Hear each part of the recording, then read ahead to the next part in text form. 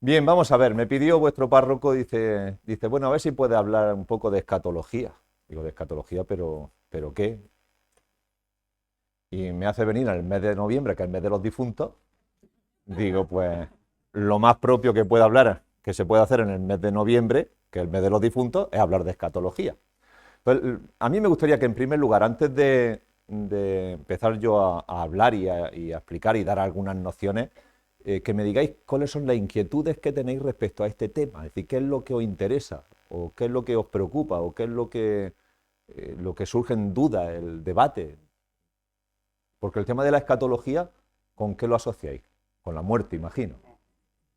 ¿Y os preocupa la muerte? A ratos. Y con el tema de la muerte, ¿qué es lo que os preocupa también?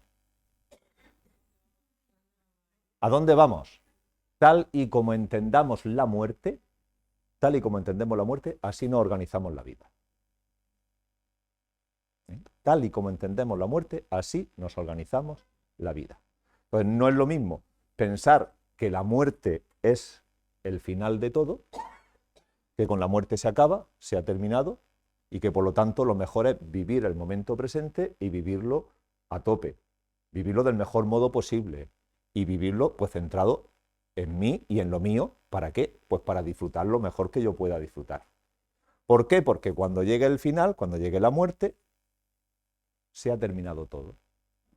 Por lo tanto, a vivir el aquí y el ahora y adiós muy buenas. Detrás de eso hay mucha ideología, hay muchas corrientes de filosofía, hay muchas cuestiones detrás de esos planteamientos. ¿Eh?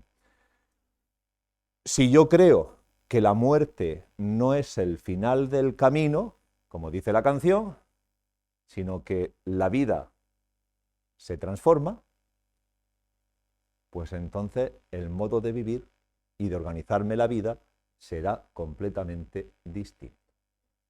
Por eso San Pablo nos lo dice, que si Cristo no ha resucitado, vana es nuestra fe. Vana es nuestra fe. Entonces, sí, evidentemente, alguien sí ha vuelto. Pero ya lo decía Jesús en una parábola, la del rico Epulón, ¿no? Aquel hombre que vestido de lino banqueteaba continuamente y no vio al pobre Lázaro que estaba tirado en su puerta. Cuando después dice que falleció Lázaro y los ángeles lo llevaron al seno de Abraham y que murió el rico y lo enterraron. Enterrar es echar tierra encima, lo enterraron. Y que estando en los tormentos, pues que ese rico, al ver a Lázaro en el seno, dice, Padre Abraham, manda a Lázaro. Dice, hay un abismo tal.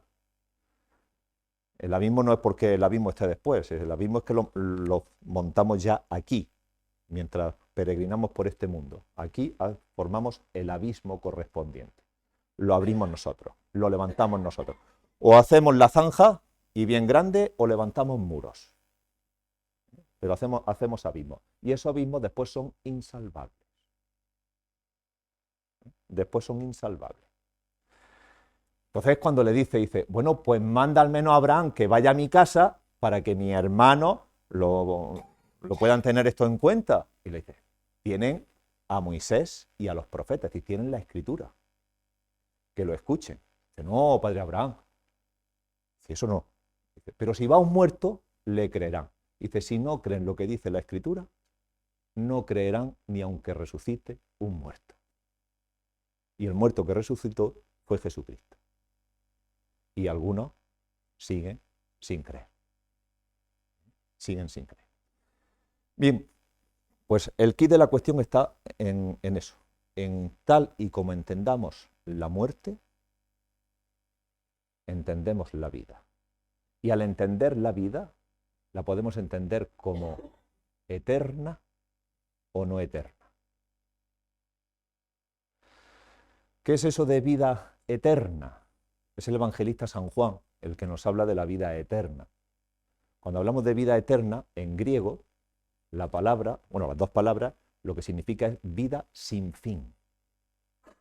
Vida sin fin. Eterna, es decir, sin fin. Una vida que no tiene, si es algo eterno, no tiene ni principio ni final. Eso es Dios. Entonces, la vida eterna es participar en la vida de Dios, en la comunión con Dios. Esa es la vida eterna. Y eso dice San Juan, que puede ser ya aquí, en este mundo, en las opciones que estoy tomando y en la opción que tomo respecto a Jesucristo. Y por lo tanto, al tomarla respecto a Jesucristo, la que tomo respecto a los demás. Mi modo de tratar a los demás pone de manifiesto el modo como entiendo a Cristo y por lo tanto como entiendo a Dios. Y ese modo, pues, se hace eterno, se hace para siempre. No va a tener fin. Y como la vida no se destruye, todos sabemos que la energía ni se crea ni se destruye, se transforma. La vida nos pasa lo mismo. La vida no se destruye, se transforma. Y tenemos ejemplos de que la vida se transforma. Y si la vida se transforma, pues evidentemente lo que se hace aquí tiene su repercusión sin fin, eterna. Un ejemplo de que la vida se transforma. Una semilla. Una semilla no es el árbol y el fruto final. Es una semilla.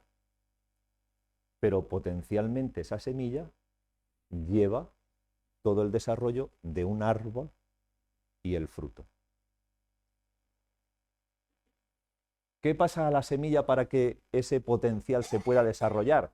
Que tiene que caer en tierra y tiene que morir y desaparecer como tal semilla. Si no desaparece como tal semilla, no hay posibilidad de que aparezca la raíz, aparezca el tallo y se vaya formando el árbol y después vengan las flores y venga el fruto. ¿Es lo mismo la semilla que el fruto final? Hay diferencia, ¿verdad? Pero hay continuidad. Pues la escatología trata de eso, la continuidad y discontinuidad que hay entre lo que somos y lo que seremos. Entre lo que somos y lo que seremos. El mejor texto bíblico que nos habla de todo esto es 1 Corintios capítulo 15. Mis alumnos de escatología se lo tienen que aprender de memoria.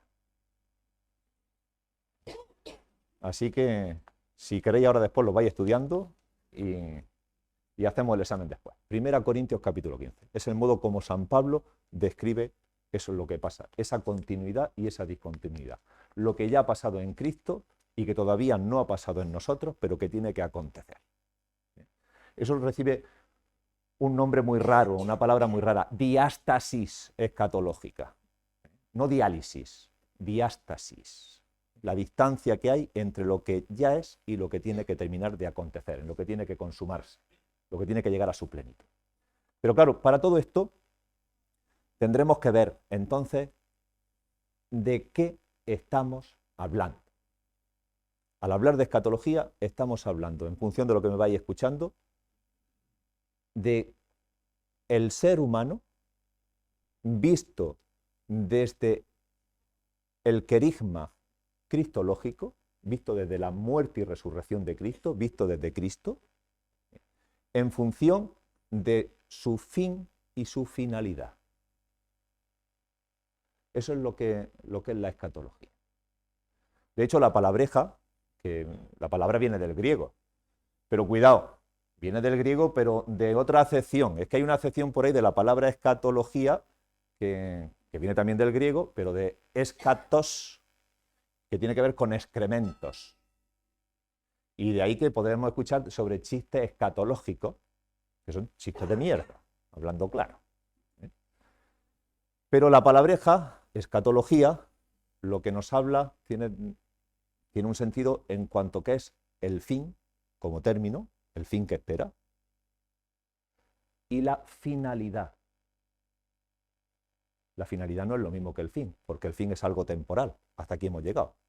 Mientras que la finalidad es el sentido, hacia dónde, el por qué, el para qué. Ese es el sentido de la palabra. Entonces, esa finalidad, o fin último del hombre, pero no como temporal, sino qué fin tengo en mi vida, cuál es la finalidad de mi vida, eso lo vemos desde Cristo. Y desde Cristo es donde entendemos entonces la antropología. ¿Qué podemos decir que es la escatología entonces? Es la antropología llevada a su plenitud, a su culmen. ¿Qué es lo que podemos esperar ser? En función de lo que soy, ¿qué es lo que puedo esperar ser? La semilla que hay en mí, ¿en qué va a devenir? ¿En qué se va a convertir? La diferencia que hay, siendo el mismo, continuidad, pero la discontinuidad, la ruptura que hay de algo que será. ¿Y qué es lo que eso seré? Bueno, pues 1 Corintios capítulo 15 nos habla de un cuerpo glorioso. ¿Cómo es ese cuerpo glorioso? ¿Alguien lo sabe?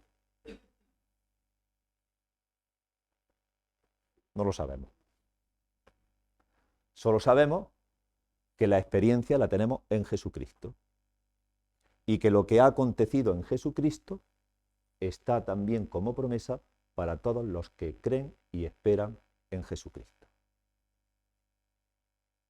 No solo para ellos, sino, como decimos en las plegarias eucarísticas, cuando decimos la misa, y a todos aquellos difuntos cuya fe solo tú conociste. ¿Por qué eso? Pues por una razón muy sencilla. Porque el proyecto de Dios es un proyecto de salvación. ¿A qué llamamos salvación? Llamamos salvación a la finalidad que tiene todo. Trato de explicar. Dios crea.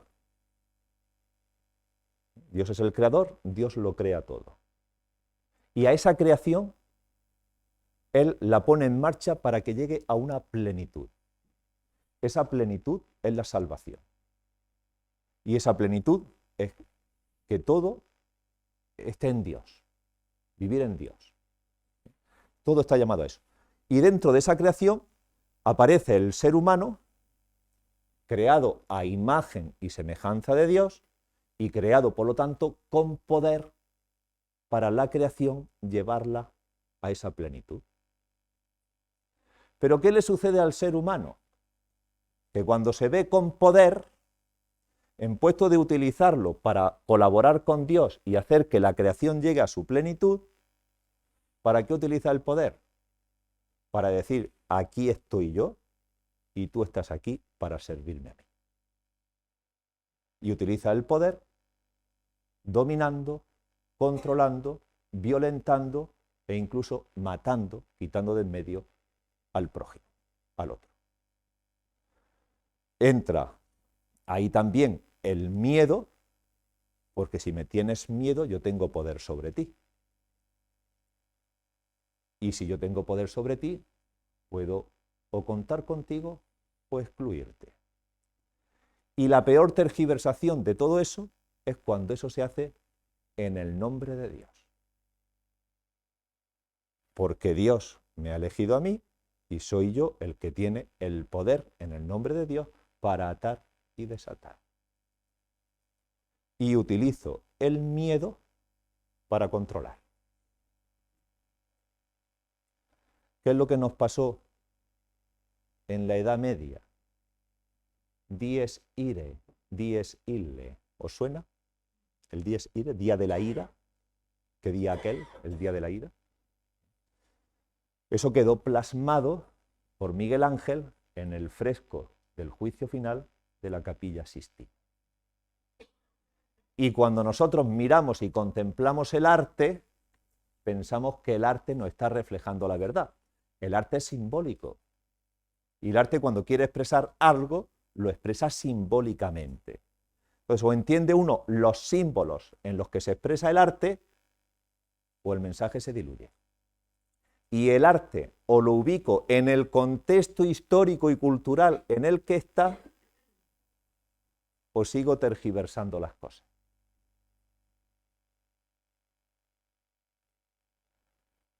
Hay que ubicar las cosas en su momento, en función del modo como se entienden las cosas en su momento, del modo que hay de entender la vida, entender el cosmos, entender la historia, entender a Dios y entender qué es el ser humano, para entender qué se está expresando en el arte, en ese momento histórico. Y claro, si seguimos anclados en lo mismo, si seguimos pensando en los cuadros de la Virgen del Carmen con el escapulario sacando a las almas del purgatorio que está en llamas, pues estamos simplemente trasladando a un momento cultural distinto, con un modo de conocer distinto, con unas percepciones distintas, algo que viene de otra época determinada.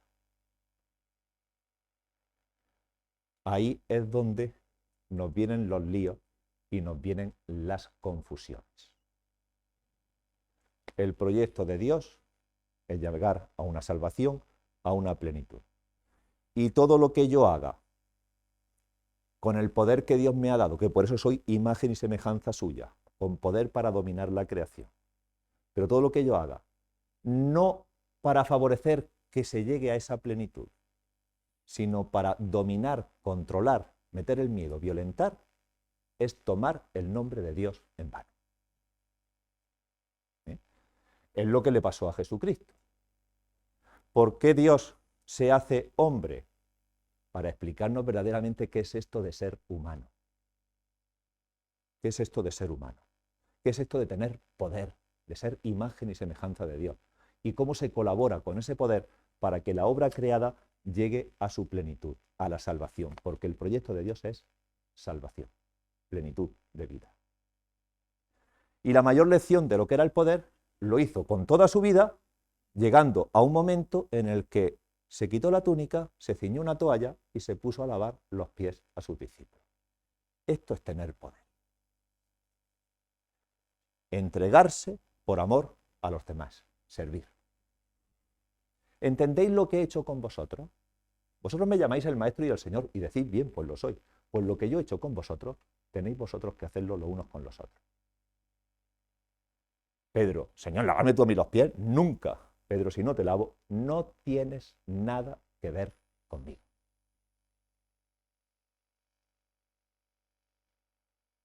¿Qué es esto de ser humano? Y lo tenemos que recordar cada vez que celebramos la Eucaristía. Cuerpo que se entrega, sangre que se derrama. Haced esto en memoria mía. No nos está pidiendo que hagamos un rito, sino que entreguemos nuestra vida. Que eso es tener el poder y colaborar con Dios en que la creación llegue a su plenitud. Entregar la vida. Y además, el sacerdote dice, este es el misterio de la fe. Entregar la vida. Creerme que eso de entregar la vida es ganarla. Que cuando la entrego, la gano. Y si me la reservo, la pierdo. Si yo la semilla me la quedo guardada y no la planto en tierra, ¿qué le pasa a la semilla? No llega a desarrollar lo que está llamado a ser. Pues un ser humano, imagen y semejanza de Dios, con poder, es el poder del amor. Y es el entregarme, el darme, el servir a los demás. Eso es tener poder. Eso es tener poder. Y cuando yo hago eso, que el primero que lo hizo fue Cristo, Él vino a crear un creer, que yo crea que eso es posible. ¿Vale? Cuando yo hago eso, estoy haciendo que mi vida se transforme en eterna. Una vida sin fin. Que lo que yo soy, imagen y semejanza de Dios, un ser con poder capaz de amar, que es el poder del amor, se pueda desarrollar y pueda llegar a su plenitud.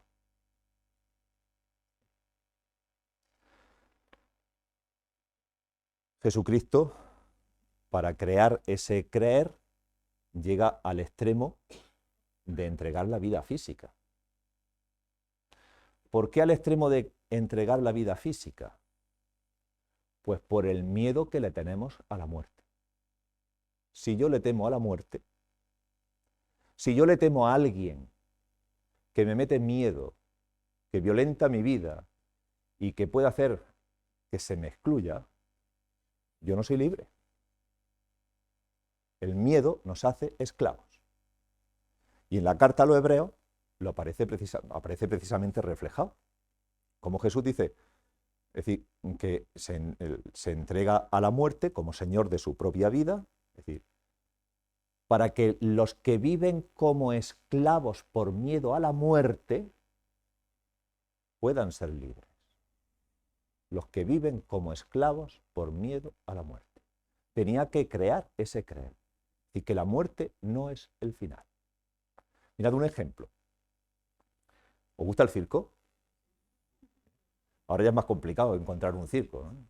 Pero en el circo, yo no sé si os acordáis, entre las diversas acrobacias que hay, lo de ese motorista que va a ir en la moto, va a saltar la rampa, se va a quedar colgado en el aire, va a atravesar un aro de fuego y va a caer al otro lado de la rampa. Imagino que alguna vez lo habéis visto.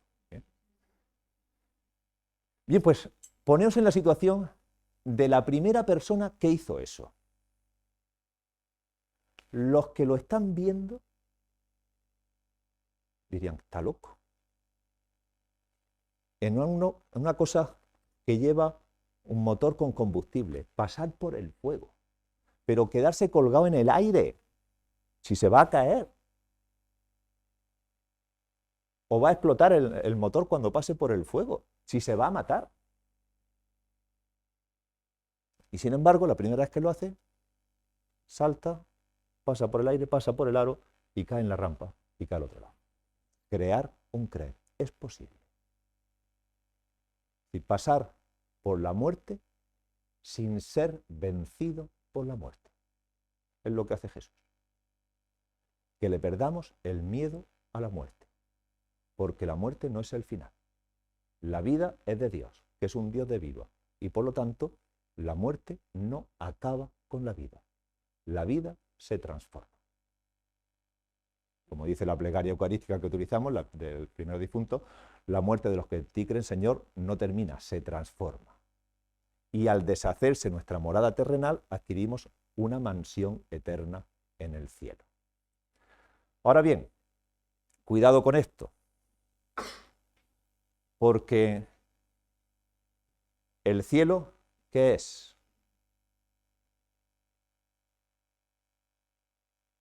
¿El infierno qué es? Juan Pablo II, en sus catequesis, ya nos lo dejó bien claro. Estados de vida. Estados de vida. No son lugares. Al igual que el dies ire, dies ille, nos fue creando un estilo determinado que se refleja en el arte, la literatura tampoco se quedó atrás. Las cosas de Platón, de Virgilio, del mundo griego, de la filosofía griega, se nos fueron pegando. Y llegó un momento en el que un tal Dante, en la Divina Comedia, se atrevió a describir los diversos niveles que hay después de la muerte.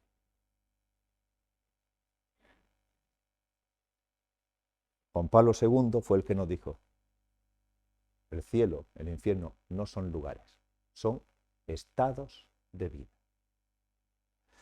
Y como son estados de vida, como la vida no termina, que se transforma, al ser estados de vida, tienen mucho que ver con la historia personal, el proceso personal, el modo como yo vivo. Porque entre la semilla y el fruto final hay todo un proceso. Entre la alfa y la omega hay otras tantas letras. Entre el principio y el fin hay un medio. Del dicho al hecho hay un trecho, ¿no? Pues el trecho, la historia, el proceso. Y eso cuenta. Eso cuenta. ¿Y cómo cuenta? Pues cuenta en el modo como vivo. ¿Cómo sirvo? ¿Cómo me entrego? ¿Cómo utilizo ese ser, imagen y semejanza de Dios? Ese poder que tengo. ¿Os acordáis del capítulo de Mateo 25?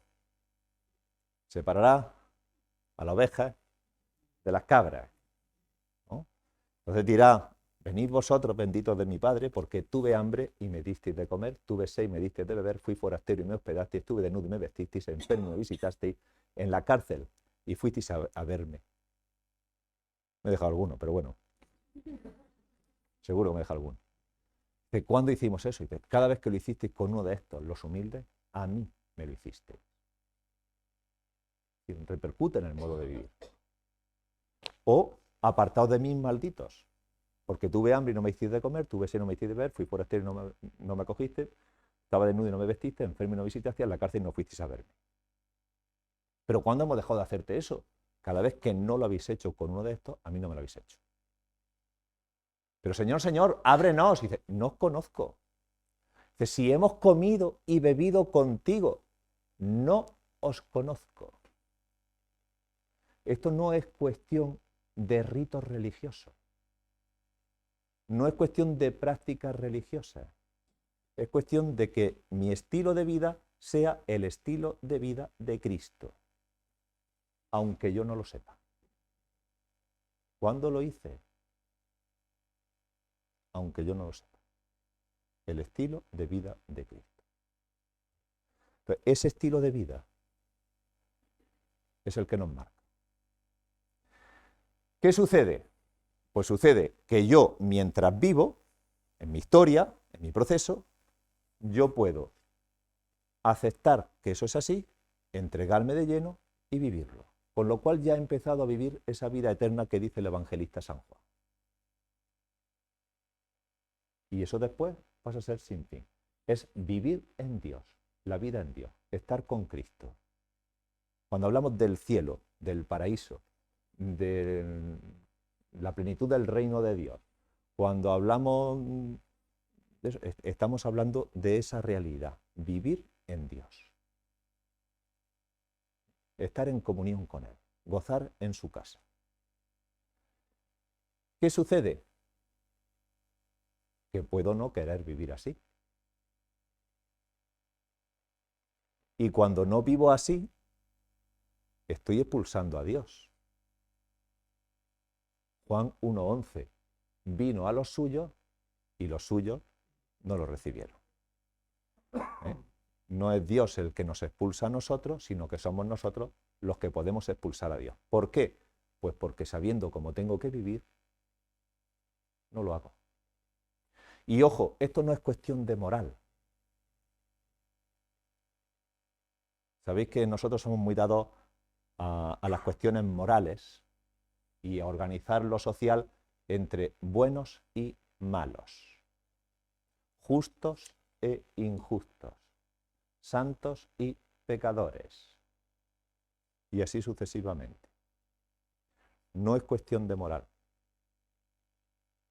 Porque no sé si recordáis una parábola de Jesús que dice que había preparado el banquete, y dice, bueno, llamar a los invitados que vengan al banquete que está preparado. Y los invitados empezaron a poner excusas. No puedo, que tengo que ta. Llegan y le avisan y dice, pues salir a los caminos y a todos los que encontréis os los traéis para acá. Y dice que el banquete se llenó de gente, buenos y malos. Y entonces reparó en uno que no llevaba vestido de fiesta. Pero dice que el banquete se llenó de buenos y malos. No es una cuestión moral.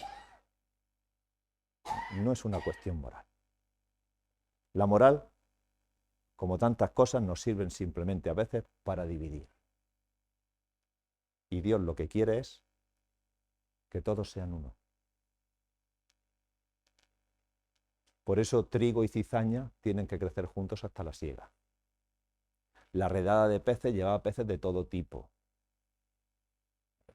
Después harán la separación otros. No quiere decir que no haya buenos y malos, sino que no nos corresponde a nosotros hacer esa clasificación. No nos corresponde a nosotros. Porque si hacemos esa clasificación, estamos haciendo abismos o levantando muros. Y no nos corresponde. Les corresponderá a quien le corresponda, pero no a nosotros. Entonces no es una cuestión de moral. Es una cuestión moral. El traje de fiesta, ¿qué supone? Dice que cuando lo vio que no llevaba el traje de fiesta y le pregunta por qué, no dijo palabra. ¿Sabéis por qué? Porque detrás de todo esto, lo que hay siempre es qué imagen tengo de Dios. Porque tal y como yo me imagine que es Dios, tal y como yo piense que es Dios, así me voy a organizar la vida. Si yo pienso que Dios recoge donde no siembra, me voy a guardar la moneda para devolvérsela, que era el texto del Evangelio de hoy. Pero por la imagen que tengo de Dios. Dios, que es un banquero que va anotando a ver y debe, a ver y debe, qué es lo que ha hecho y qué es lo que no ha hecho, qué es el bien, qué es el mal. Y luego me pasa la factura. Nene, este es tu resultado. ¿Para arriba o para abajo? ¿Vale? No. La imagen que Jesús nos presenta de Dios no es esa. Es la de un Dios que es amor. Y eso de que Dios es amor no es un eslogan. Es el modo de vivir, entregándose. Porque el rostro de Dios es el rostro de un crucificado, entregándose, dándose. Pero claro, cabe la posibilidad de que yo no quiera vivir así, de que sea yo el que expulse a Dios, el que le diga que no. ¿Y eso qué implica? Implica vivir sin Dios, de espaldas a Él. Y eso es un infierno. Eso es un infierno. Mirad, la parábola de ese padre misericordioso que tenía 2 hijos y que nosotros llamamos como parábola del hijo pródigo. ¿Os acordáis de ella, verdad? El pequeño coge, le molesta al padre, le pide la parte de la herencia que le corresponde. Ya sabéis que cuando estás pidiendo la parte de la herencia es que estás diciéndole, me estorba, estoy deseando que te mueras. Le estorba al padre, coge lo que le corresponde, el padre le reparte la herencia. Vamos. En puesto de coger y denunciar al hijo que había pena de muerte para el hijo, no, le reparte la herencia. ¿Por qué? Porque el padre es así, se entrega, se da de lleno, en todo momento. Y ese coge, se va, malgasta todo lo que había recibido en su casa. Lo que uno recibe en casa no es solamente la cuestión económica, también se reciben los valores. En casa se reciben muchas cosas. Pues ese lo malgasta todo. Llega una hambruna tremenda por la zona, es decir, además de la situación que él ha vivido, le viene una causa sobrevenida, algo que él no se ha buscado, esa hambruna. Épocas de sequía, pues se suceden en el clima. Llega la hambruna, empieza a pasar necesidad y entonces se pone a cuidar cerdos. Los cerdos son un animal impuro para los judíos. Se pone a cuidar cerdos. Estando cuidando los cerdos, le dan ganas de llenarse el estómago con las algarrobas que comían los cerdos. Pero nadie se las daba. Llenarse el estómago es lo que hacen los animales. Bueno, y nosotros a veces cuando comemos como animales. Llenarse el estómago. Y entonces, cuando ya está tocando el fango, cuando ya no puede ir más abajo, que está en toda su miseria, entra dentro de sí, recapacita y dice, ¿cuánta gente, cuántos jornaleros en la casa de mi padre tienen pan para comer y yo aquí me muero de hambre? Voy a volver, voy a pedirle a mi padre, pues que no que me trate como hijo, porque no, por eso ya no, pero que me trate como jornalero, que al menos yo me llene el estómago, que al menos coma. Y el muchacho se levanta y se pone en camino. Ha vivido un infierno. Ha vivido un infierno. Ahora llega el momento en el que se va a poner delante de su padre. Él ha preparado su discurso. Y cuando se pone delante de su padre, es no porque él haya llegado a la casa, sino porque el padre ha salido corriendo a su encuentro cuando ha visto que regresaba.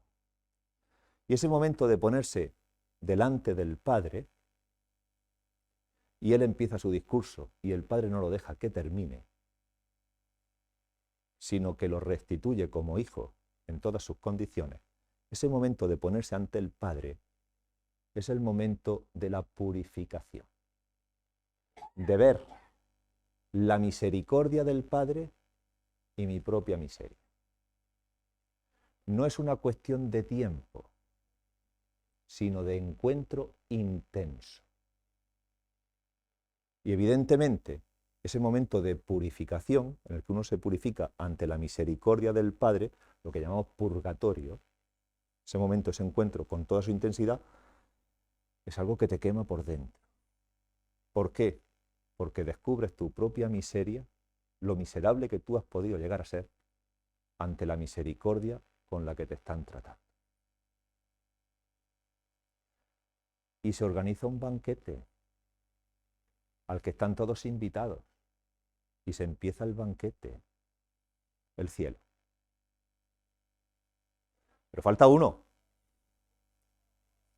El hijo mayor, que estaba en el campo, cuando regresa, oye la música, oye los cantos, no le pregunta al padre, sino a un criado, que es lo que pasa en la casa. Cuando le dice lo que pasa, se cabrea, se irrita y se niega a entrar. El pequeño sí había entrado dentro de sí, había recapacitado. Este se niega a entrar.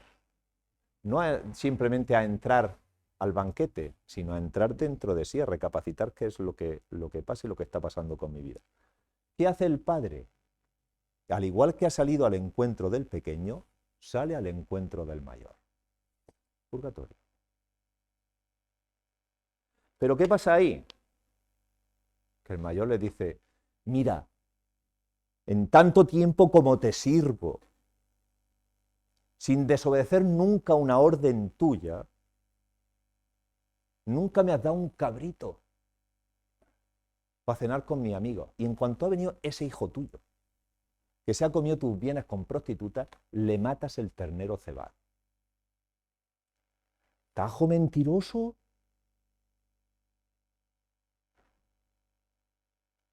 Primero, ¿qué imagen tiene del Padre? ¿Qué imagen tiene de Dios?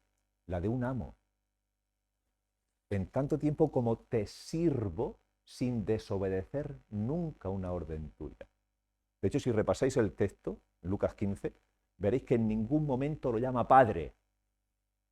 Mientras que el pequeño continuamente se deshace en decir Padre, en la casa de mi padre, los jornaleros de mi padre, y Padre. Son dos imágenes distintas de Dios. Sin desobedecer nunca una orden tuya, ¿vale? Nunca me has dado un cordero, un cabrito. Mentiroso. Si cuando tu hermano le pidió la parte de la herencia, os repartió la herencia y a ti te dio la parte que te correspondía. Y encima de todo tú no te habías ido de casa, con lo cual lo de tu padre te lo estás gastando tú también. Y sigue. Y cuando ha vuelto ese hijo tuyo, no dice mi hermano. Las relaciones, igual que ha matado la relación con el padre, que lo entiende como un amo, como un señor, ha matado la relación con el hermano. Ese hijo tuyo no es mi hermano. No hay relación fraternal. Te lo matas el ternero cebado. ¿Y entonces qué hace el padre? Dice, hijo, oh, la primera en la frente. Recuperarlo en lo que es hijo. Tú siempre estás conmigo y todo lo mío es tuyo. Claro, pero va a depender del modo como yo estoy, porque si yo lo entiendo como amo, no voy a gozar nunca de lo que tengo. Voy a estar siempre pendiente de cumplir las normas.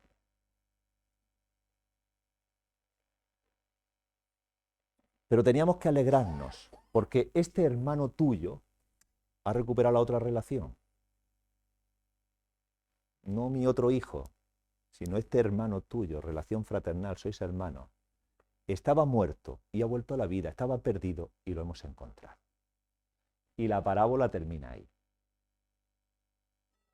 No sabemos si entra o no entra al convite. ¿Por qué?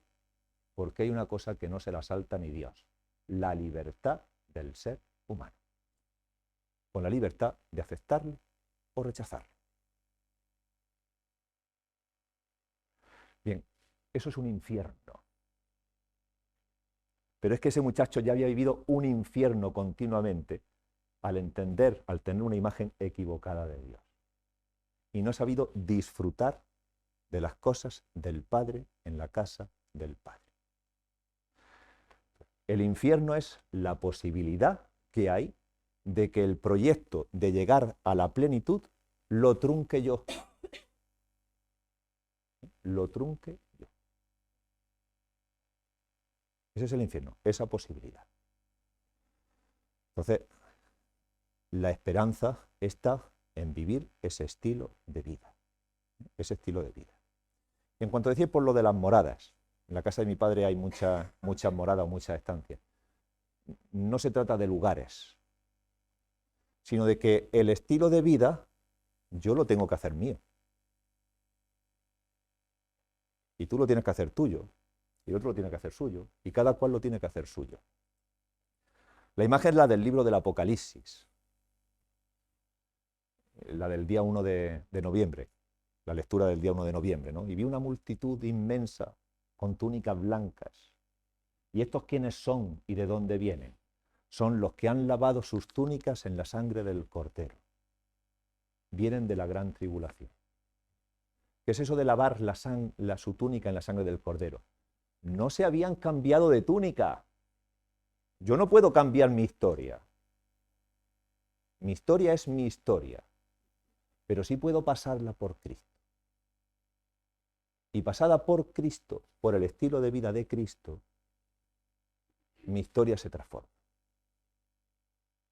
No la cambio, se transforma, porque la finalidad, el fin, la plenitud, la salvación a la que se camina, la tiene en cuenta. La campana toca a las menos cuarto. Pues no hay prisa.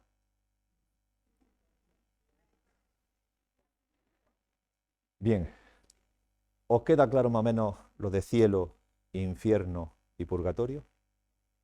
¿Os queda claro más o menos lo de las moradas, que es el estilo de vida de cada uno?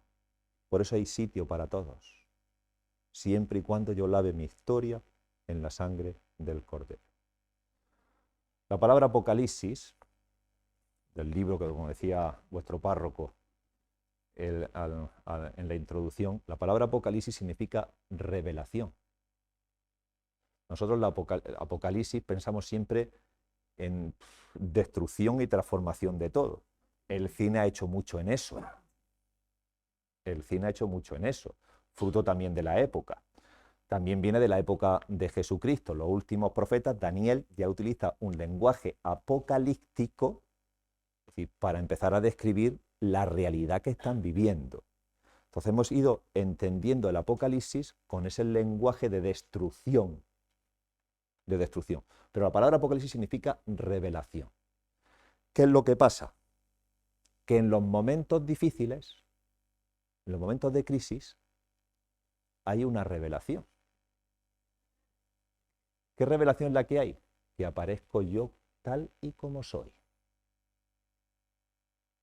Esa es la revelación, que en los momentos en los que la vida te aprieta, apareces tal cual como eres.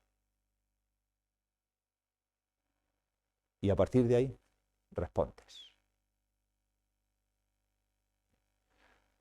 En el lenguaje apocalíptico, pues esto se explica con cómo se destruye todo, que se caen los astros, que se mueven, que los grandes terremotos.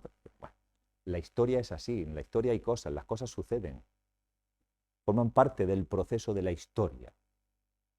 La cosa es cómo yo me ubico para vivir las cosas que acontecen. ¿Con qué estilo de vida? Y eso es revelador. Eso es revelador. Jesucristo utiliza el mismo lenguaje apocalíptico en el que gente de la época se movía para desde dentro de ese propio lenguaje cambiar el sentido de las cosas. Digamos que subvierte, es subversivo en ese sentido. Por eso cuidado, no leáis mucho el Evangelio, que es subversivo. Cuidado, es un libro muy peligroso. Lo utiliza para cambiar el sentido, es decir, en el lenguaje en el que la gente entendía las imágenes, él va metiendo una imagen distinta.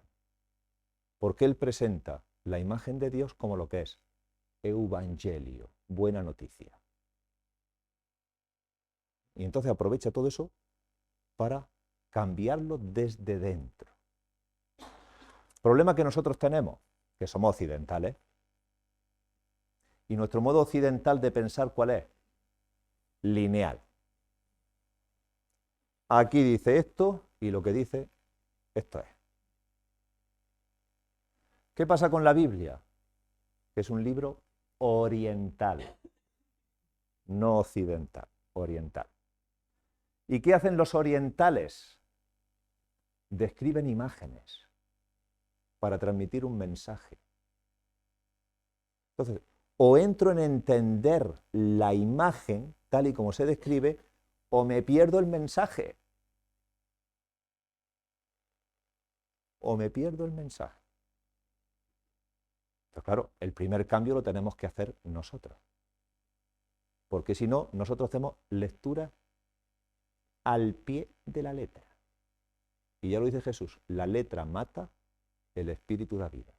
Y la escritura hay que leerla con el espíritu con el que fue escrita.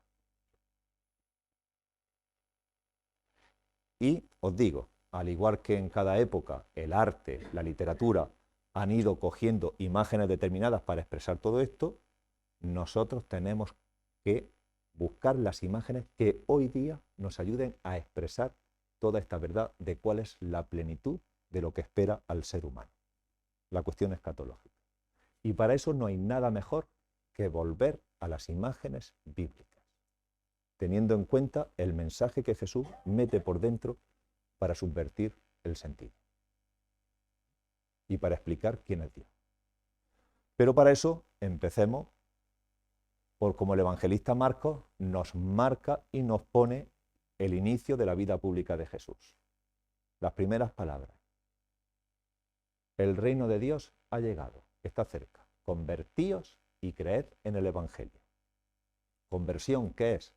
Cambiar el modo de pensar. La palabra griega metanoia, cambiar de mentalidad, cambiar el modo de pensar. Y pensar que Dios es así, evangelio, buena noticia. No como os lo presenta, sino buena noticia. Recordad que a Jesús se lo quitan de en medio las autoridades del templo. Y se lo quitan de en medio como blasfemo, porque está presentando una imagen de Dios que no es la oficial.